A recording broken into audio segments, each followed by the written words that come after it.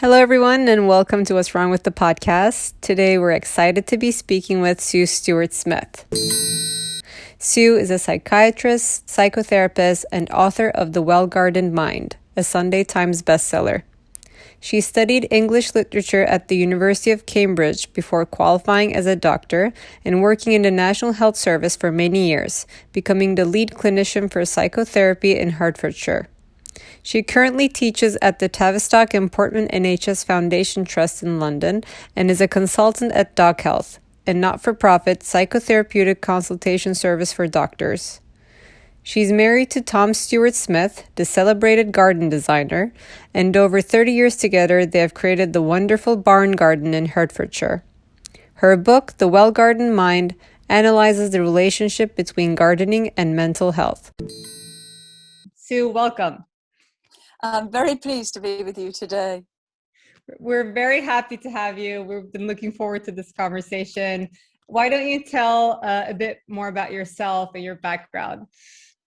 Yes, I'm a UK-based psychiatrist and psychotherapist, and before I trained as a doctor, I studied English literature. So I came at medicine from a sort of arts background, and the book that I've written, The Well-Gardened Mind, brings together different aspects of my life, and that's been one of the most rewarding things about writing it. So alongside my career as a psychiatrist and psychotherapist, I was working with my husband, Tom Stuart-Smith, who's a now celebrated garden designer. When we first married, he was doing supermarket car parks, actually. And over the last 30 years, we've created a garden around the home that we started to build, really, about 33 years ago.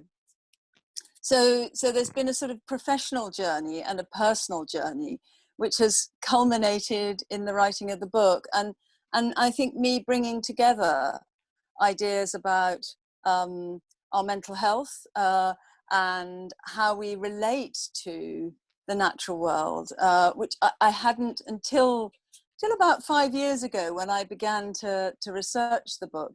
I hadn't sort of thought about the two things together. It was like I had my home life with the garden and my husband and my family, and then I have my working life. I love that. I always also love to hear people coming in from a total different background to one another. So first, I'm really curious, why you felt the need to the transition from English literature to, I guess, psychiatry. And then from there, I guess it came along with the discoveries while you were building the garden. But why did you feel the urge of writing the book? What did you want to share with your audience? Well, let's start with the English literature, because I still read a lot, and I loved reading that and doing that degree. It was very enriching, and but I came to the end of it. My father had actually been very ill during those years, and in my final year at university, he died. And I spent quite a lot of time in hospital with him during that time. And I think I sort of began to feel that I wanted to do something that actually had a direct impact on people's lives, or just to be participating in the world. Up until then, I'd sort of wanted to be a journalist, actually. I'd seen myself, working in perhaps one of the more traditional routes that someone with an English literature degree might go into. And many of my friends, I was at the University of Cambridge, many of my friends were going into publishing or journalism or television or theatre and so on. And although I really loved all those things, I had this urge to do something that was absolutely working very directly with people. And that led me to train to be a doctor, which I did, knowing that I wanted to become a psychiatrist as well, because when I was doing my English degree, one of the things that had fascinated me most was studying Freud. I'd sort of dipped my toe into psychoanalytic theory and was fascinated by it. So that's how that happened. And in terms of, you know, the later on bringing the two sides of my life together and writing the book, it actually came about because somebody called Christopher Woodward, who is the director of the Garden Museum in London, was wanting to organise a summer literary festival, a garden writing festival. And he came to Tom and me and asked us in 2013 if we would host it in our garden, which we did. And at one of the very early planning meetings, Christopher sort of just looked across the table and said to me, "And Sue, you are going to talk about gardening for the mind." And I was completely taken aback because I really had not put these two things together in that way before. And I thought, yes, actually, I'll do that. So I wrote the talk, and I realized in the process of putting that talk together how much really under the surface I had been thinking about these things, not really aware of it. You know, they hadn't kind of percolated up fully into my consciousness. So I by the time I gave the talk, I realized that I wanted to turn this into a book. And then, you know, it then took 2 years before the book was commissioned, and, you know, for me to really develop my ideas. But and I think the other thing that really struck me, you know, as a psychoanalytic psychotherapist, was that you know, when we're engaging with nature, when we're relating to plants and so on, everything's non-verbal. This is not you know, it's a form of relationship, but it's outside language, and that makes it quite hard to articulate, to really describe what it is that's going on. And I found that many of the things that have been written about why gardens are good for you, for example, just I felt there was a lot of scope to go a bit deeper, to dig a bit deeper, and to try to bring these things up, you know, which are largely unconscious, or are very feeling based, you know, but not linguistic, not, you know. And that was one of the other motives for writing the book, was to really try to explain and understand how the natural environment, particularly the garden environment, influences us. That's amazing. And it's so great to see, like, your entire education was building for it, actually, but like one phrase really triggered it for you. Yes, it's amazing. You know, when it was like, I'm very grateful to Christopher, because it was like he sowed that seed, and you know, and he galvanized me to do it. Amazing. Yeah. And it's and especially like why we wanted to talk to you today too, is that, you know, we are an architecture and design studio, and we aim to address social and urban problems. And I guess one of the urban problems that we constantly see in especially dense urban environments is that how distanced we are from the nature, right? And I think us human beings are not necessarily, and you can, as a psychiatrist, probably would know this way better than I do, but we don't necessarily always, like, our needs, our wants don't always align. Yes. So even though, like, we want to live in, let's say, New York City, maybe it's not the best for us. It's not necessarily what we need, but or like vice versa. So I guess, like, and a little bit like going into the book slowly too, what are some of, I guess, things that we're missing out, or how are we, I guess, are not able to garden our minds when we are in such like dense urban environments? And I guess, what does that do to human well-being? Well, I think one of the things I wanted to there's various messages in the book, I suppose, that are woven through it and come through my own explorations of my experiences in the garden, and also some of the many interviews that I did with people working on projects. And I think one of the things I wanted to address, which links with my clinical work as well, is the growing tendency in the culture that we live in to want quick results, fast results, to want things, you know, that sort of, so everything gets fast tracked, or, you know, Right. you know, and we can buy things online, one click, and there's so much instant gratification.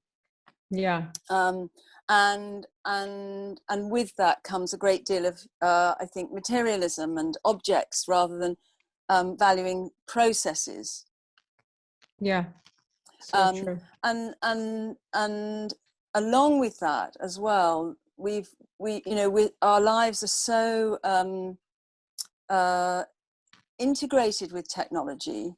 And thank goodness it is. I mean, you know, how on earth we would have coped with the pandemic without our technology, I don't know.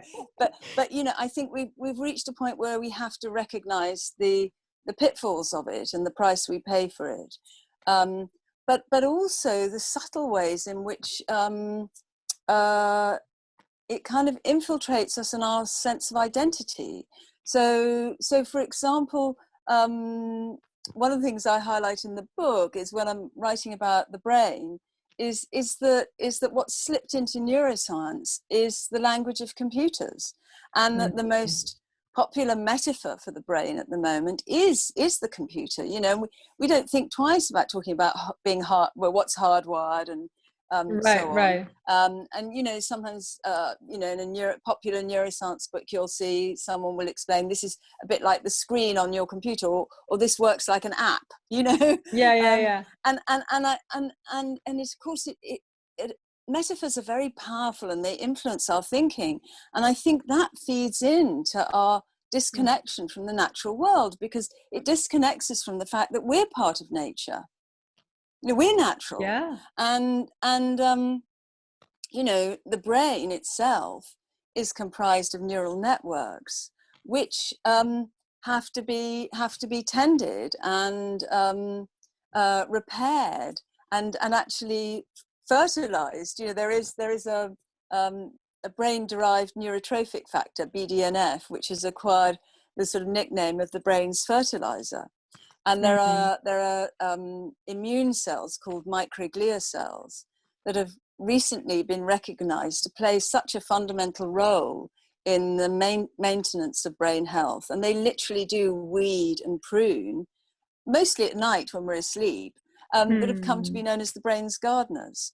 So there's something very important about recognizing ourselves, I think, as natural. And I think when we're so surrounded by machines and we're constantly using technology as our interface for communication and, you know, our memory stores and so on, it's very easy to slip into losing touch with that.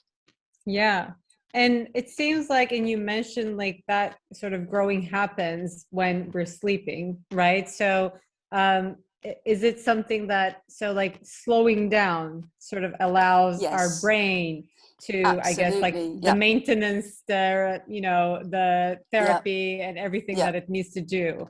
And yet, as you said, in typically, and also like more in urban settings, we don't slow down like that. We don't slow down, you know, and there's the lights may be on all the time, the street lights, you know, the supermarkets may be open 24/7. So this distinction even between night and day gets lost. And, you know, the working day, you know, with emails, people work well into the evening, maybe even wake in the night and check them. You know, that difference between rest and recovery time and work time gets very easily eroded. And one of the things I feel very strongly when people work with nature in the garden is you can't help at some level to, you are put in touch with the basic biological rhythms of life. You know, you're working with the seasons, you're working with the cycles in nature and processes of growth, of renewal, and also of decline and decay, but then a return. So it's very, very different from the kind of much more linear approach to time that dominates the rest of our lives. And as I said, often it's kind of everything gets, you know, the faster it is, the better. The quicker it can be done, the better. Or you're you asleep know, when you die, which could actually be true. If you don't sleep at all, you would die. you know, and that deprives us of entering into a sort of a more of a sort of organic kind of process. Yeah. And Sometimes. And I just think it's important to have something of that to count as a counterbalance, really. Yeah. And reminding ourselves that we're natural human beings, like and that we're we're part natural. of nature. And Yeah. when it comes to change in the psyche as well, that when we want to make changes in our lives, sometimes of course you can do them quite quickly. But actually real change, particularly ingrained habits of thinking and so on, this requires growth and in neural networks, and this is a biological process. And rather fascinatingly, it's been found that the growth of our neurons, which are called dendrites, so they look like trees, they're dendritic trees, actually follows the same 3 mathematical laws as the growth of plants does. Wow. And so when you look at the brain, it has these wonderful, they're quite plant-like structures. But we can't speed up the growth of a plant. When you're gardening, you can't speed it up, and it's pretty much the same with our neuronal networks. We have to be prepared to give them time. I mean, this is making me so conscious about, like, I guess, like all the addictions. I guess they are addictions of our like day to day, and maybe. Like I'm noticing even with myself, like I mean, I obviously ordered a lot of stuff online, but I live in New York. So I always believed in like walking to a place to get something. And that's one of the things I love about the city, the walkable access and being able to be shopping in whatever I want, in a small, like walkable radius. But then with COVID, we started to order a lot online and including groceries. And then I realized how much more we are shopping just because it's like one click away. Like I remember in the past, I'd go, oh, it would be nice if we had this. And then like maybe I go shopping in 2 weeks and maybe I get it and look around and maybe it's like I'm over it already in 2 weeks. But now it's more like, oh, it would be good if we have this. Check. Like it's really, and I started to recognize this like, oh, like, is this turning into an addiction? And I guess like when we also live in an environment like New York City, or even like any like dense like urban city that really prides in being a 24/7 city, it also, I recognize patterns. Like we do travel a lot for work, and I would find it weird if a place closed down at 6 p.m. when I'm especially like going from here to Europe.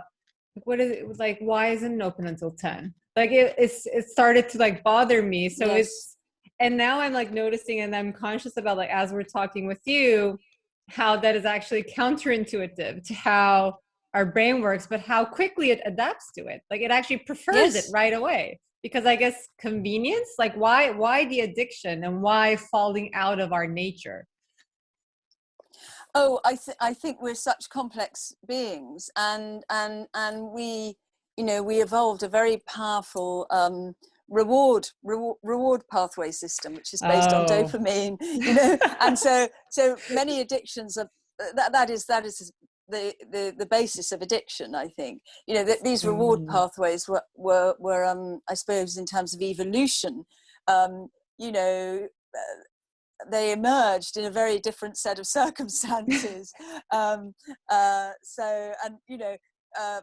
Life has changed and moved on immeasurably, really, but actually the human brain hasn't changed at all since since that aspect of our prehistory back in the Paleolithic, when we were hunter-gatherers. Wow. So those reward pathways were what motivated people to get out and hunt and gather, and gave them the kind of impetus to do that. And it's being manipulated in a different way now. And one of the things I draw on in the book is actually some very interesting research by an American neuroscientist called Kelly Lambert, who's based at the University of Richmond. And she looks at how at the pitfalls of this sort of, the one click sort of, swiping, getting our rewards too easily. You see, our remote forebears, they would have had to work to get their rewards. There was well, you might have had the odd quick find, as it were, but most I think hunter-gatherers probably had to work quite hard and walk quite far, probably. And if there was some honey up a tree, they had to climb up and get it. You know what I mean? So those rewards had to be earned, and she's written very interestingly about the pathways in the brain that develop when actually we have to engage in a bit more of a process to get our rewards, if you like. And gardening is a very, very good example of that. But so are lots of other, she's a great advocate for craft work, for example, as well. And also for experiential kind of teaching, sort of classical methods like Montessori that are actually involve engaging with material reality. And the problem when there's a disconnect in the brain is that we are then more vulnerable to addiction. And also her work shows that actually the more you can engage in those kind of activities, the more you benefit from an anti-stress effect. They have other rewards as well. But we just have to be a bit more patient as well. It takes time. Again, it's a process. We almost need to remind ourselves, our brains, what was good for us in the beginning. What you're saying is so fascinating in terms of we've human beings in some shape or form have been around for a while, and yet absolutely. Maybe this instant gratification thing is the last 10 years. I remember thinking couple times before going out, because I would need to plan about logistics. This is maybe 2011, because there was no Uber, and now I'm not concerned about it because I'm just concerned about the battery of my phone. I'm not concerned about my wallet, nothing. I can just leave the house. And this is such a short period, even the food processes, the products we use, maybe 50 years. If we even dial back to Industrial Revolution, it's such a short period of time in our entire existence. How the hell would we adapt to this entire thing in the past? We can't. And our brain is already advanced. It's not we're putting it on a fast train onto old tracks, but still we're sort of identifying all these wants or attractions or rewards, as you said. And actually forgetting our roots, seems like. Yeah, I think that's right. And I think the other thing that we sometimes neglect as well is the need to work with our hands, and the particular, again, value of that.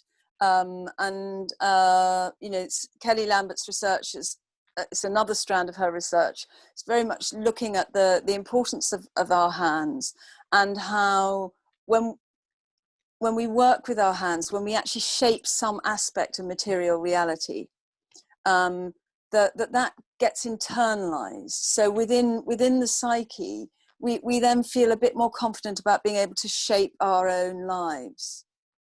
Yeah, interesting. If we're always dependent on everything falling into place outside us, that when you call your Uber, it comes, or actually when that system doesn't work anymore, it's help. It's suddenly enormous anxiety and nothing to fall back on. Yeah, so true. So it's about a kind of balance, really. We've just lost a bit of balance, Yeah, I mean, maybe a little too much, but yeah.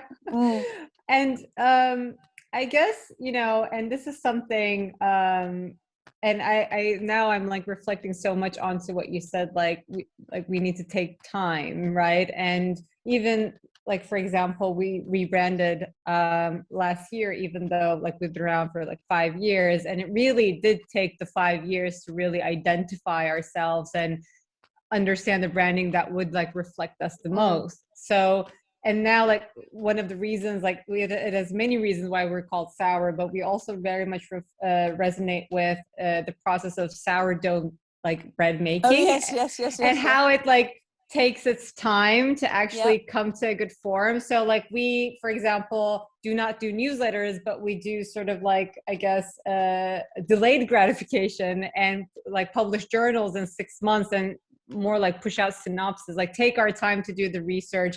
Yeah. So we have been, like, sort of shifting our, I guess, studio culture into that a little bit. And Yes. we talk about it a lot too, and especially how it's, like, important for the creative community, architects and designers, to really understand issues, systemic problems, environmental problems, to be able to put out a good product out there. And I think we saw a lot of examples during, like, COVID, especially in the first couple months, how we sort of saw these sort of rushed designs coming out into the world, saying, like, it's the cure for the pandemic, or it's cure for like 6 feet life, or whatever, plastic office. And how you can immediately see how they are not sustainable, or the human well-being or mental health is not even taken into account. So we actually spent the year researching instead of, like, publishing anything. But we can see the detriments to the society when we're not slowing down. And I guess, like, I would love to hear your point of view in terms of, like, what type of more, like, societal risks, in addition to, like, human well-being and mental health, do you see if we don't remind ourselves to, like, focus on the process and enjoy the process and take our time, instead of really being outcome oriented? Well, I think if we only focus on outcomes, don't we? Because interestingly, in terms of our neurochemistry, our motivation, our dopamine system is all about anticipation. It's all about working towards something. So that actually is very important, and that does get hijacked with immediate gratification. But it's also why ultimately immediate gratification doesn't always satisfy us that much. We immediately want something else, because it doesn't quite fill the gap. We feel much healthier when we are working towards, when we are process orientated. So that I think is important to kind of take on board. But I think what you've just mentioned about sustainability is also really, really important. And, that is one of the concerns about where we are now with the pandemic, I think, isn't it? That on the one hand, I think it's led to a great awakening in people of the value of nature and contact with green spaces and gardens for mental health and for helping people manage stress. And also just actually, the process of growing things from seeds. There was a rush on seeds here in the UK last spring. I know there was in the US as well, because I think suddenly when everything else was cancelled and the future was filled with anxiety and fear, just sowing seeds and being able to anticipate 2 or 3 months ahead to the flowers or the tomato plants or whatever, it gave people a sense of a bit of a future, something to look forward to.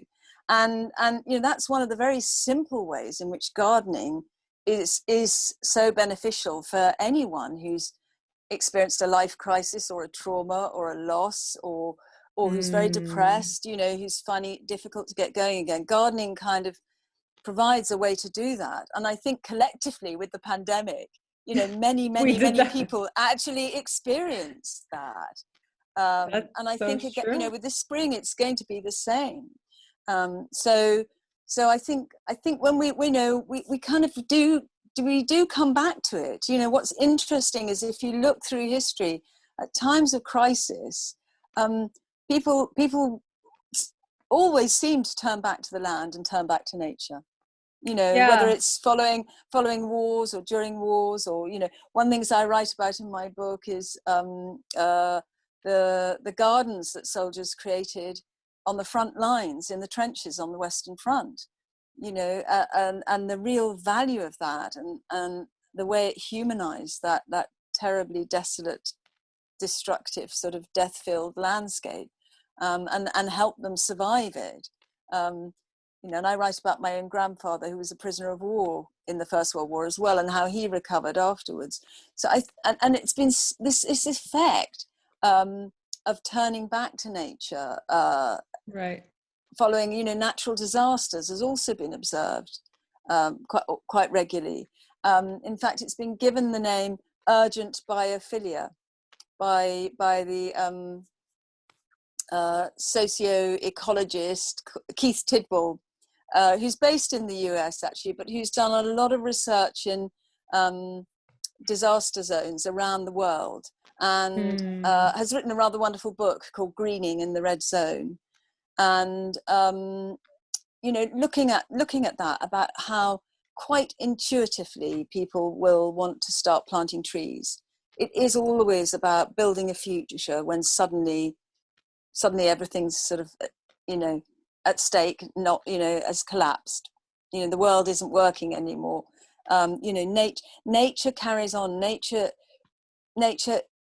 renews itself, and I think we can draw on that strength and work with it, and I think coming out of this, with the climate crisis, with the biodiversity crisis, we really, really do need to do that and take that on board.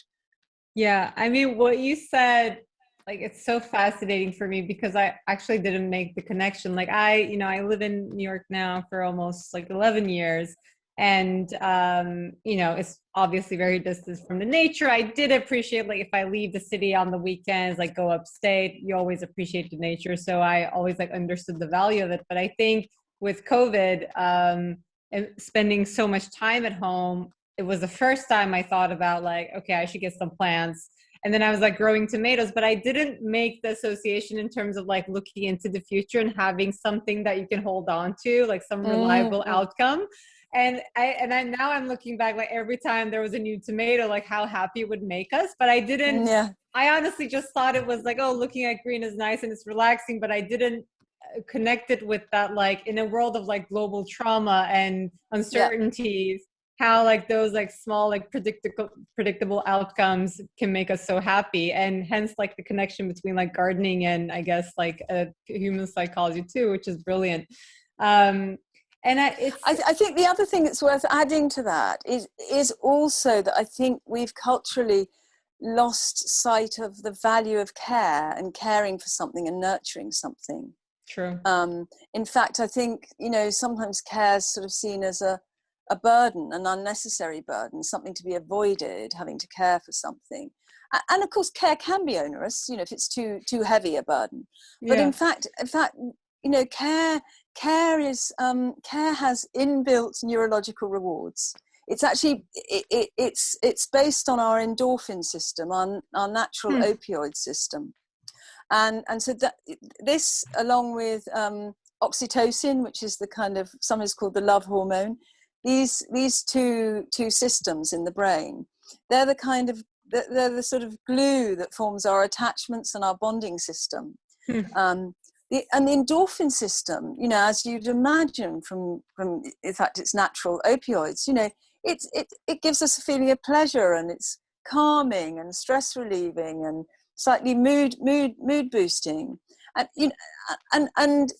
that's been it cuts both ways. The carer and the cared for experience that, and so, but any kind of caring. So whether you're caring for houseplants, whether you're caring for pets, whether you're nurturing your garden, I think we've come to underestimate the very basic level at which that is rewarding.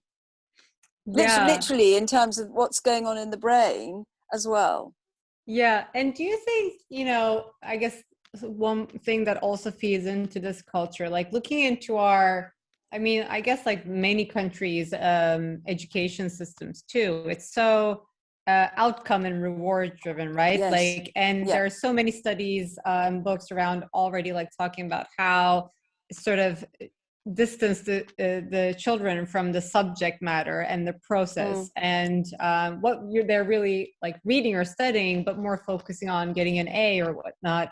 And that I can imagine like that sort of way of growing up sort of also reflects into your lifestyle as an adult as well. And we're already, and yet like this is something already like contradicting with human well-being and just like human development too. Yeah. No, I think that's right. And I think there's a real problem when we encourage young people in education to invest so much of their self-esteem in their grades.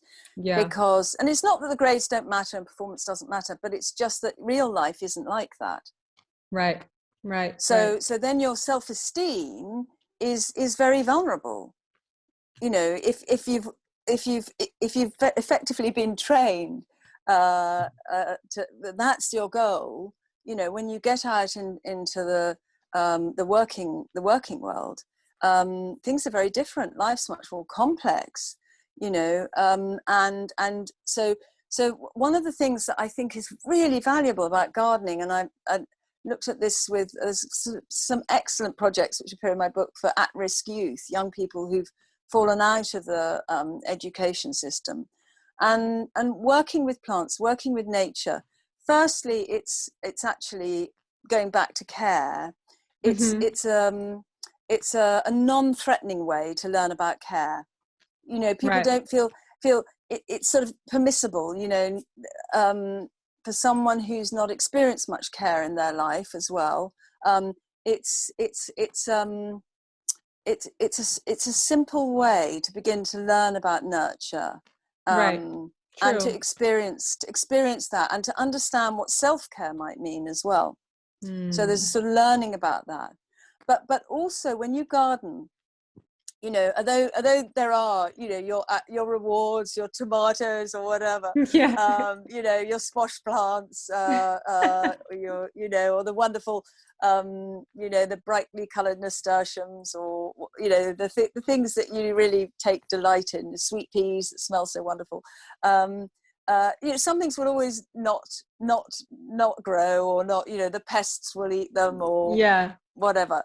And so there's a, you know, gardeners sort of just have to learn to keep going, to keep trying, you know, and you know, to work with something, you know, that it's a relationship you form. So you're working you're working with the natural forces of creativity and destruction on the one hand, you know, their various forms, and you're bringing what you want to achieve to it, and it's a complex navigation, you know, and actually I think it's very strengthening, you know, and one of the phrases that I sort of heard over and over again on projects with people, working with the young people, was actually just simply acquiring life skills.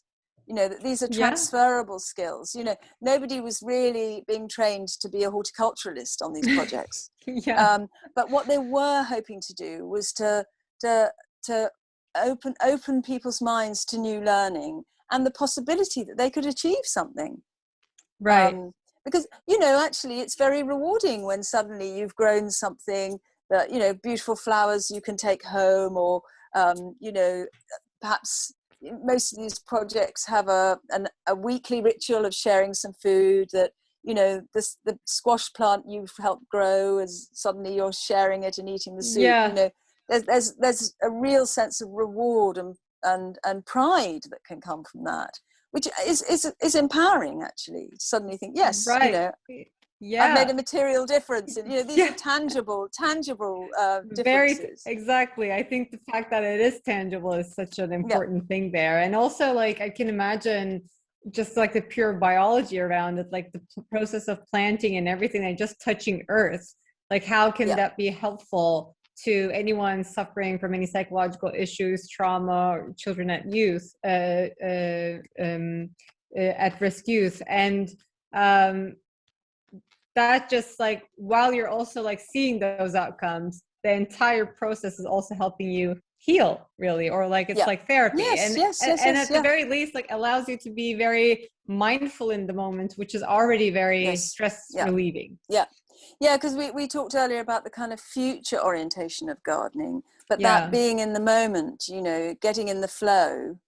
Yeah. Gardening is a very good way of doing that. And, you know, flow, those times when you lose yourself in the process, they're very, very stress relieving. And generally, and, you know, because of our Oh my God. you Main know, source of actually stress. our attention is interrupted so much of the time, isn't it? Yes. You know, it gets fragmented, and we feel we should be checking. And Yeah. actually just having part of the day when you can really get stuck into something, you know, Yeah. is actually very important for mental health. Yeah. You know, flow is associated with lots of beneficial neurochemistry as a flow state, which, you know, you can experience through running, you can experience it through playing music. I mean, it's not just exclusive to gardening, but it's about finding a way to enter into that is very, very important. Sure, like a holistic, you know, self-treatment, and something Yeah. that is not necessarily advertised to us, but we should like remind ourselves like it's a need, even though like it's not presented to us as it should be our wants, right? Yeah. Like we, you know, and we talked about the education system, but also like the healthcare system, marketing, PR, advertising, like so much of it is just like reward, outcome, things we don't need, things that don't necessarily matter, but it's presented to us as super important, you know, like all these things that are sort of shaping our brains. And I don't know if it's true, but I read once that any interaction in our life sort of has an impact on how our brain shapes. And I'm sure it's not instant, but it possibly opens up channels for some other things. And yet we're bombarded by the similar type of message all the time. While we also need to remind ourselves, and as you said, like music or art, like we talk a lot about like art's influence on you know, therapy, mindfulness, and again, going back to what you said, the process and the motion with hands and everything, like probably there are many common denominators there. I think there are, you know, when you engage in something with your hands, it is, you know, and you really have to focus on it. That is a form of mindfulness. You know, though these old, you know, if you think about our, you know, artisans in the past, you know, that actually that along with that, you know, that losing yourself in the process, because you have to, you focus very carefully. Mind and body are completely coordinated. And at the same time, your own self-critical voice, as it were, switches off. You know, you know that I you know, there isn't time to go into here, but I do look at it in the book. You know, so that aspect of our scrutiny is temporarily silenced while we're working so closely through the body with our hands. So for instance, I find weeding, you know, can be a very, very sort of mind calming. You know, I do feel a bit like I'm weeding my mind. It just like everything settles down and clears.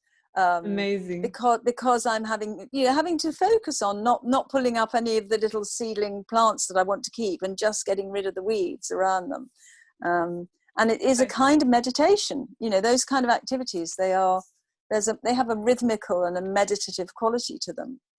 Yeah, I mean, like this conversation and its entirety is like just showing me how, like, I mean, we very much believe in bringing in diverse disciplines into architecture, like planning meetings, and it's showing the importance of, like, you know, in addition to psychology, I guess, like history, anthropology, sociology, like all these disciplines have to be more integrated into what's creating our near surroundings of built environment, because, like, now I'm like thinking no school should be without a garden, right? Oh, I think that's absolutely right. You know, yeah, you know, I mean, of course, one of the greatest pioneers in the States, that is Alice Waters with the edible schoolyard.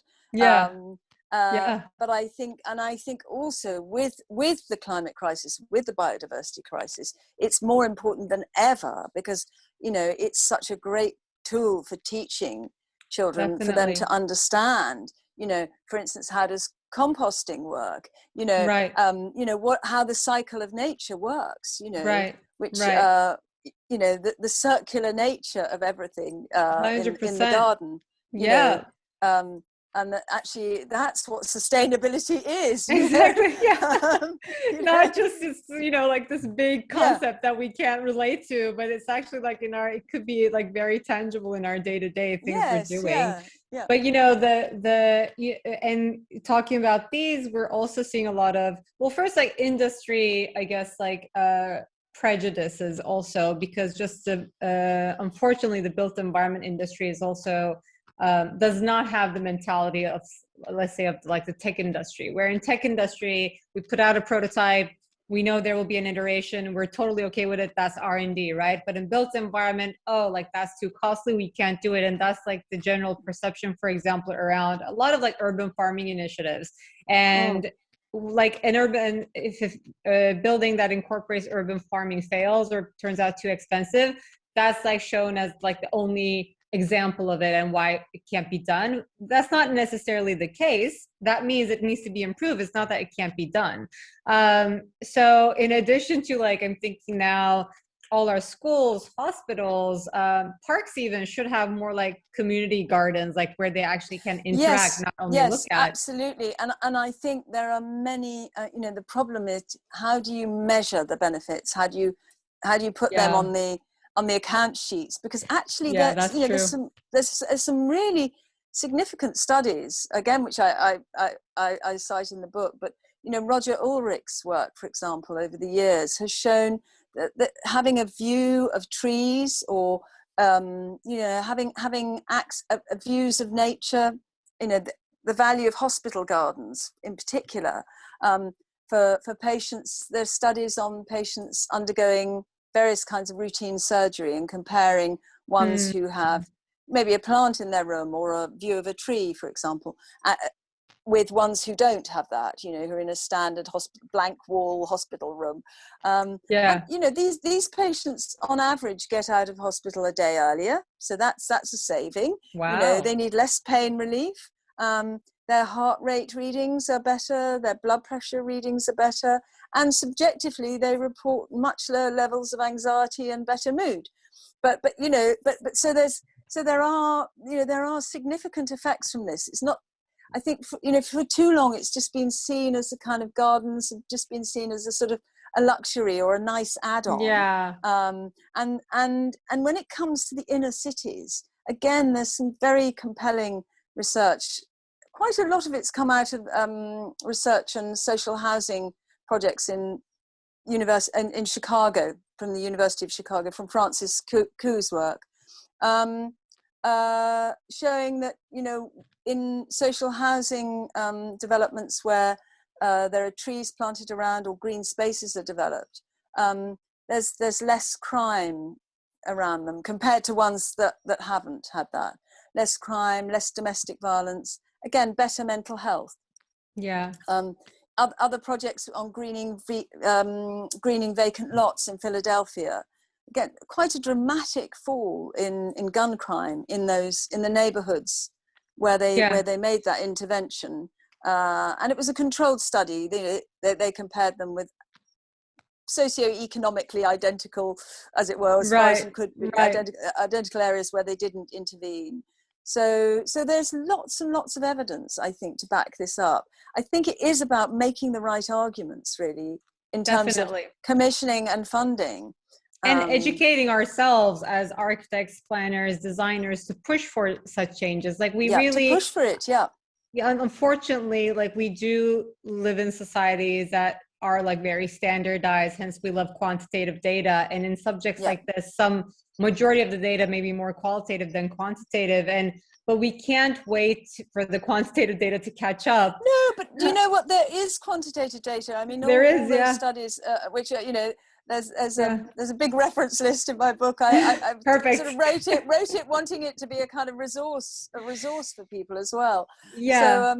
So actually there is quantitative, and you know, it's not all qualitative. It's not. But both should be valued too. I think yes, that's both sort of should the be valued. mindset Yeah. change that we need Yeah. to have in terms of like both like developers and also policymakers too. Like both matter a lot, because qualitative gives so much insight on the process as well, Yes. right? Whereas quantitative is very outcome. So, but in that sense, it's sort of on us too to educate ourselves and make us aware of these things. So these are pushed into the design and also defended by evidence to whoever is commissioning the project, saying, no, this will have better outcomes for you, and this is why. Hence the conversation today, and this was amazing, Sue. Thank you so much. So before we wrap up, I would love to ask you, what would be, I guess, a piece of advice you would have, well, anyone who wants to go into gardening first, but also anybody who wants to sort of like integrate a little bit of this like mindset, well, not a little bit, but more into their like own professions? I think perhaps one takeaway message for me would be coming back to the whole issue around biodiversity, actually, and interesting research which shows that the more biodiverse environments that are actually more restorative in terms of the human psyche. So in that sense, what's good for nature is also good for us. So and you know, because of the situation with particular decline in pollinators, you know, this is one very simple intervention people can make in terms of making sure that, you know, that what they're planting, and it may be just simple, you know, often very simple annual flowers, for example, you know, so you can get a result very quickly. You know, that this is a very simple way of having a good impact on ourselves and on the environment. This was so useful and so informative. Thank you so much, Sue. This was such a treat. Not at all. Anything you would also like to share? Any announcements? Anything that we should be looking out for in the near future? No, nothing looking out for. I've got a website which is suestuartsmith.com. People can find information there about what I'm up to. What else? My book is now available as an audio book too, if people like audio Wonderful. books. So, you know, I think that's all I can say at the moment. Perfect. We urge everyone to read the book and reach out to Sue on her website if there's cool projects that you want to engage her in. Thank you so much, Sue. No, thanks so much for inviting me. Have a great one.